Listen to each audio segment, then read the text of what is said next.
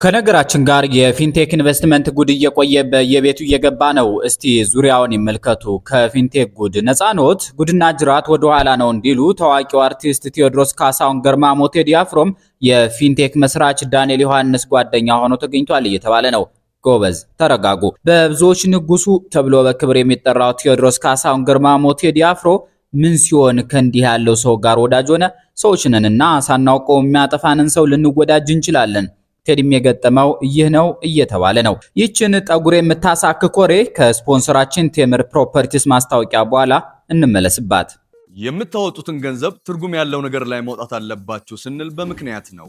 ለዚህም ቴምር ፕሮፐርቲስ በቡልጋሪያና በአያት ላይ ኮምፓውንድ እና ሲንግል አፓርትመንቶችን ከንግድ ሱቆች ጋር አጣምረው ከባለ 1 መኝታ እስከ ባለ 3 መኝታ የመኖሪያ አፓርትመንቶችን በ30% ታላቅ ቅናሽ ይዞላችሁ መጥቷል። 69 ካሬ ባለ 1 መኝታ በ5.5 ሚሊዮን ብር፣ 82 ካሬ ባለ 2 መኝታ በ6.6 ሚሊዮን ብር፣ 126 ካሬ ባለ 3 መኝታ በ10 ሚሊዮን ብር ጠቅላላ ክፍያ ጀምሮ ማግኘት የሚችሉ ሲሆን ታዲያ ይህ ክፍያ 100% ለሚከፍሉ ሲሆን አሊያም 20% ቅድመ ክፍያ ብቻ ከፍለው ቀሪውን በ3 ዓመት ውስጥ ብቻ ያለምንም ዋጋ ጭማሪና ዶላር ንክኪ ከምቹ የአከፋፈል ስርዓት ጋር አቅርበንልዎታል። ፍላጎቶ 85% የደረሰ ከሆነ ደግሞ በ8 ወር ውስጥ ብቻ የሚረከቡትን በአያት 49 ላይ በወለል 2 አባወራ ብቻ የሚኖሩበትን ዘመናዊና ውብ የመኖሪያ አፓርትመንቶችን አቅርበንላቸዋል። ለበለጠ መረጃና ሳይቱን ለመጎብኘት በ0911 83 2290 ላይ ይደውሉልን። ቴምር ፕሮፐርቲስ የህልሞ ማረፊያ። የፊንቴክን ጉድ በማጋለጥ ዝናን እየተከናነበ ያለው ሌላኛው ሰው ማንንም አይፈራም በሚባለው ሃኒ ባጀር የተሰኘ እንስሳ ራሱን የወከለው አወንታ በርሲሳ ግን ነገሩ ሌላ ነው ይለናል። ቴዲ በአንድ አጋጣሚ የፊንቴክ መስራቹ ዳንኤል ዮሐንስ ባዘጋጀው መድረክ 1 ሚሊዮን ብር ተከፍሎት ተገኝቷል። ጉድ ነው መቼስ። እስቲ አወንታ በርሲሳ የሚለውን እንስማ። ይህ ፕሮግራም ለቴዎድሮስ ካሳሁን የተዘጋጀ ነው። ሄሎ ታክሲ ደግሞ 600 ሚሊዮን ብር ከህዝብ ላይ ይዞ ጠፍቶ ፊንቴክን የመሰረተ ቴዲ አፍሮ የጎንደር ዩኒቨርሲቲ የሰጠውን የክብር ዶክትሬት ተቀብሎ አዲስ አበባ ሲመለስ የናጠጠ ድግስ ያሰናዱለት እነ ዳንኤል ዮሐንስ ነበሩ። ዳንኤል ዮሐንስ ማለት የጉደኛው ፊንቴክ ኢንቨስትመንት ኢትዮጵያ ባለቤት ነው። ቴዲ የሚገኝበትን መድረክ ማዘጋጀት በቀላሉ የሚገኝ እድል አይደለም። የራሱን የዝነኛውን ሰው ፈቃድ ወይም የአብረን እንስራ ስምምነት ይጠይቃል። ስለዚህ እየተባለ ያለው ስካይላይት የተዘጋጀው ቅንጡ መድረክ በዳንኤል ዮሐንስና በቴዲ አፍሮ ስምምነት የተከናወነ ነው። ቴዲ ባይስማማ እንኳን ንግስቱ አመለሰት ሙጬ ሳትኖርበት ወይም የቴዲ አፍሮ ማናጀር ጌታቸው ማን ጉዳይ ሳይመክርበት የሚሆን ነገር አይኖርም። በዚያ መድረክ ሰራዊት ፍቅሬን ጨምሮ የቀረ አርቲስት ነኝ ባይ አልነበረም። ከመድረኩ ጀርባ የሄሎ ታክሲ ቢልቦርድ ተንጣሎ ይታይ ነበር። ሄሎ ታክሲ የሚል ስም ያዙልኝ። ይህ ማስታወቂያ አይደለም፣ ማስጠንቀቂያ ነው። ቁም ነገሮች የሚመጡት ከዚህ በኋላ ነውና ወሬውን ነቃ ብለን እንከታተለው። ውድ የጣቢያችን ታዳሚዎች፣ ሄሎ ታክሲ በአንድ ወቅት አዲስ አበባ ውስጥ ዝነኛ የመጓጓዣ አይነት ሆኖ የራይድ ገበያውን ሊቀላቀል እንደነበር ጉራውንም ሲነፋ ያስታውሳችሁ ይመስለኛል። ገበያውን ተቀላቅሎ አማራጭ መጓጓዣ ቢሆን ምንኛ ጥሩ ነበር። ግና 600 የኢትዮጵያ ሚሊዮን ብር ሰብስቦ ሲያበቃ ሐሳቡን ቀይሮ ፊንቴክ ኢንቨስትመንት ኢትዮጵያ ብሎ ፊቱን ወደ መኪና አስመጭነት አዙሯል። ውስብስቡና ጥልፍልፉ ታሪክ የሚጀምረው እንዲህ ነው። ይህን ሁሉ የኪነ ጥበብ የማስታወቂያና የመገናኛ ብዙሃን ሰው ያሳሰረው ከ1200 በላይ ኢትዮጵያውያንን እምነት አጎደለ ተብሎ እየተነገረለት ያለው የጥንቱ ሄሎ ታክሲ የአሁኑ ፊንቴክ ኢትዮጵያ ነው። የቴዲ አፍሮን የድግስ መድረክ ከመቻሬ ጫማ ጋር በስካይላይት ያዘጋጀው ገና ሄሎ ታክሲ ሊመሰርት ዳዴ እያለ ሳለ ነበር። በዚያ መድረክ ዛሬ የታሰሩ አብዛኞቹ የኪነ ጥበብ ሰዎች ታይተዋል። ራሱን ፍርሃት በማያውቀው የዱር እንስሳ ሰይሞ ሙሰኞችን የሚፋለመው አወንታ በርሲሳ እንደሚለው ዳንኤል ዮሐንስ ሄሎ ታክሲን መሰርታለሁ ብሎ በአክሲዮን ሽያጭ 600 ሚሊዮን የኢትዮጵያ ብር ሰብስቦ ሲጠፋ እነ ሰራዊት ፍቅሬ አሳምረው ያውቁ ነበር። ዳንኤል ካፍታ ጊዜያት በኋላ ጠጉረ ልውጡን ፊንቴክ ኢንቨስትመንት ይዞ ሲመጣም ሰሞኑን የታሰሩ የኪነ ጥበብና የማስታወቂያ ሰዎች አሳምረው ያውቃሉ ነው የሚለን አወንታ በርሲሳ። በነ ሰራዊት ላይ የ12 ቀን የምርመራ ቀጠሮ የጠየቀው ፖሊስ ምርመራውን ካሰፋ የወንጀል ክሩን መተርተሩን ከቀጠለም የቴዲ አፍሮን ደጅ መርገጡ ላይቀር ነው እየተባለ ይገኛል። ቴዲ አፍሮ በህይወቱ ለሁለተኛ ጊዜ ሊታሰር ይችላል እያልናችሁ ነው። ህግ ነዋ። በሙያው ዙሪያ በሚካሄድ ንግድ ወደር አይገኝለትም የሚባለው ተወዳጁ የኪነ ጥበብ ሰው ቴዎድሮስ ካሳሁን ገርማሞ ቴዲ አፍሮ በዘመነ ኢህአዴግ ከመለስ ዜናዊ አስረስ ጋር በገባው ሰጣ ገባ ሰው ገጭታል ተብሎ እስርን ቀምሷል። ሰሞኑን ደግሞ የአብይ አህመድን አስተዳደር በቃል እንገባል ሲል ጽፎ ነበር። ሰላማዊ ትግል የሚባል ነገርም በነ ልደቱ አያሌው በኩል እየተቀነቀነ ነው።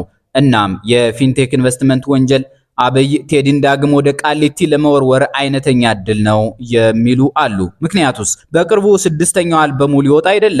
እዚያ ውስጥ ጠቅላዩን በተመለከተ ምን እንደተቀኘ ማን ያውቃል? የትኛውን ሰምና ወርቅ እንደከተተበት ማን ይረዳል? ሰዎች ከነገራችን ጋር የ1.7 ቢሊዮን ብሩ የፊንቴክ ማጭበርበር ላይ ያልተሳተፈ የለም እየተባለ ነው። ባለስልጣናት አሉበት ተብሎ ስማቸው በጉልህ እየተጠሩ ያሉ ግለሰቦች እንዳሉ ትናንት ነግረናቸዋል። ስለ አምባሳደር ዲና ሙፍቲና ሌሎችም ማለታችን ነው። አሁን ደግሞ ዳንኤል ዮሐንስ የታዋቂው የእምነት መምህር እስራኤል ዳንሳ ደቀ መዝሙር ነበር የሚሉ መረጃዎች ወጥቷል። ደቀ መዝሙርነቱ በእምነት አስተምሮ እንዳይመስላችሁ። በአንድ ወቅት ዳንኤል የእስራኤል ዳንሳ ሹፌር ሆኖ እነ ሄሎ ታክሲና ፊንቴክ እንዴት እንደሚቋቋሙ ቀምሯል ነው የሚባለው።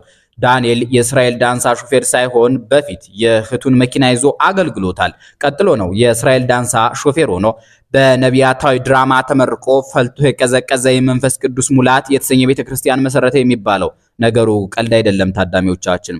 ቸርቹ ሲኤምሲ ሚካኤል ጥቁር አባይ ፊት ለፊት ማክሚላን ትምህርት ቤት አጠገብ የነበረ ነው አሉ ምንጮች። ይኸው የጴንጤ ቤተክርስቲያን ሜሴንጀር ዳን ተብሎም ነበር ሲሉ ጽፏል። ዳኒ በቸርች ስራው ትንሽ ቆይቶ ያጠራቀማትን ገንዘብ ህጋዊ ማድረግ ነበረበት። ባጉል ስራ ወይም በወንጀል የተገኘን ገንዘብ ህጋዊ ማድረግ ወይም ለማድረግ መንቀሳቀስ የገንዘብ አጠባ በእንግሊዝኛው መኒ ላውንድሪንግ ይባላል። አገርን የሚያናጋ ከባድ ወንጀል ነው። ሰሞኑን የታሰሩ የኪነ ጥበብና የማስታወቂያ ሰዎችም በዚህ ወንጀል ተከሰዋል። እናላችሁ ዳንኤል ዮሐንስ ከሜሴንጀር ዳን ቸርች የሸቀለውን ብር ህጋዊ ለማድረግ የራሱ ገንዘብ ይዞ ከሀገር ጠፋ የምትል ወሬ አናፍሷል አሉ። ብሩን ህጋዊ ለማስደረግ ሜም ሁሉ አሰርቷል ነው የሚባለው።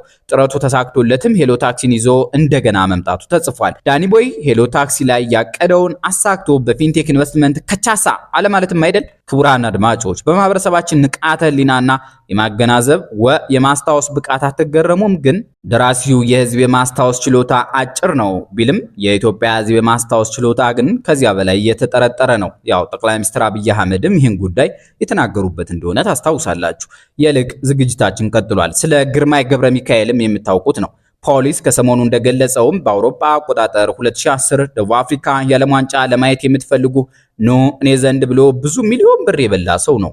በምን ድፍረት ሁለተኛውን የመዝረፊያ ተቋም ከዳንኤል ዮሐንስ ጋር ይዞ መጣ የሚለው ቀላል ጥያቄ አይደለም። አሁን የወሬያችን ማርሽ አንድ ደረጃ ከፍ እናድርገውና ስለ አወንታ በርሲሳ እንጫወት። ይህን ሁሉ ጉድ የዘከዘከው አሳቻ መሳዩ አወንታ በርሲሳ ነው። አወንታ ሌባ ካየ ሌባ ለማለት አያመነታም። ለዚህ ዓላማው ደግሞ ቲክቶክ የተባለውን አሁን በርከት ያሉ ሌቦች የሚመርጡትን መድረክ ይጠቀማል። በስም እየጠራ ያዝ እንግዲህ ይላል። ባለፈው ጊዜ ያጋለጣቸው ሌቦች ደብድበውት ከሞት ተረፈ። ሲመለስ ይለሳልሳል ተብሎ ቢጠበቅም የነ መንሱር ጀማልን ጉድ ፈልፍሎ ሰሞንኛው ማዕበል ቀሰቀሰው። ልብ አድርጉ እንግዲህ አወንታ በርሲሳ ጋዜጠኝነት ትምህርት ቤት ገብቶ ዲግሪ አልጫነም። በኢትዮጵያ አለን በሚሉ መገናኛ ብዙሃን ውስጥም አይታወቅም። የኢትዮጵያ መገናኛ ብዙሃን ባለስልጣንም የተለየ ድጋፍ አያደርግለትም። በቃ አንድ የነፍስ ጥሪው ሌባን ማሳደድ የሆነ የቀድሞ ኦዲተር ነው። የቴዲ አፍሮንና የፊንቴክ ወሬ የሚያመጣው እሱ ነው። ከዚህ በፊት በረከት ገበሬዋን ወደ ማረሚያ ያስወረወራት እሱ ነው። ያኔ የቴዲ አፍሮ የልጆች እናት አመለሰት ሙጨም ተጠርጥራ ነበር። ማህበራዊ ሚዲያ ላይ ልታውቁት የሚገባ ይሄንን ሰው ነው። በጣም ይጠቅማቸዋል። ከላይ ደጋግመን እንደጠራ ነው በሶሻል ሚዲያ ስሙ አወንታ በርሲሳ ይሰኛል። በእውነተኛ ስሙ ገዛኝ ተሬሳ ይባላል። በድፍረቱና ለህዝብ ባለው ተቆርቋሪነት ሁሌም ብዙዎችን እያስደነቀ ያለ ሰው ነው።